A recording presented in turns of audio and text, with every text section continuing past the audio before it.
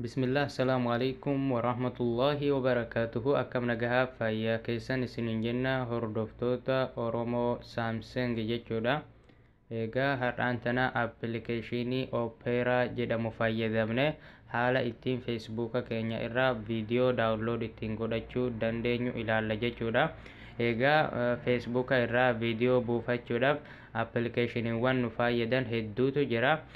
Garuu baay'een isaanii pileestoorii keessaa hin argaman jechuudha. Intarneetii yookaan Google Chrome yookaan liinkii adda addaarraa daawunloodii ta'anii jechuudha. Garuu kan ammaa kun Operaan jechuudha. Pileestoorii keessaa daawunloodii yookaan install godhachuu dandeenya.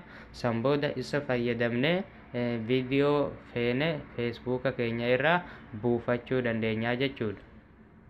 Jalqaba irratti pileestoorii keessa seenneeti Operaa jennee barreessina.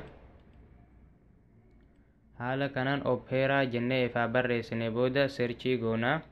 San booda Operaa gosa hedduutu jira. Kan jalqaba irratti nu dhufu kana Operaa browser kan jedhu kana moobaayila keenya irratti install godhannaa jechuudha.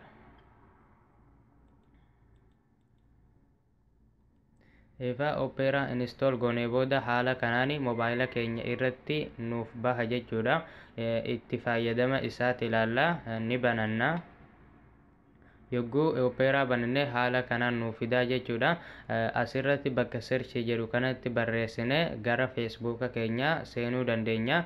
Garuu yeroo hunda yogguu Operaa seennee haala kanaan nuuf fide asirratti haala salphaa taheen feesbuuka keenya argachuudhaaf jechuudha. Bakka ida'uu yookaan pilaasii kana ni tuqna. San booda bakka inter address jedhu kanatti m.facebook.com jennee haala amma ni barreessu kanaan barreessine jechuudha. Haala kanaan m.facebook.com jennee ifaa barreessine booda dan bakka jedhu kana tuqna.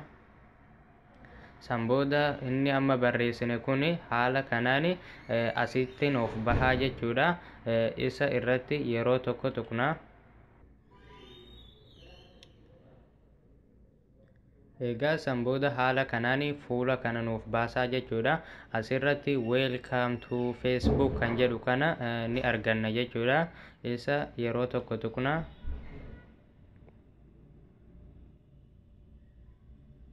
Egaa san booda haala kanaan nuuf fidaa jechuudha. Asirratti email bakka jedhu kanatti emaila keenya bakka password jedhutti password kan feesbuukaa keenya itti barreessinaa jechuudha as lameen isatti.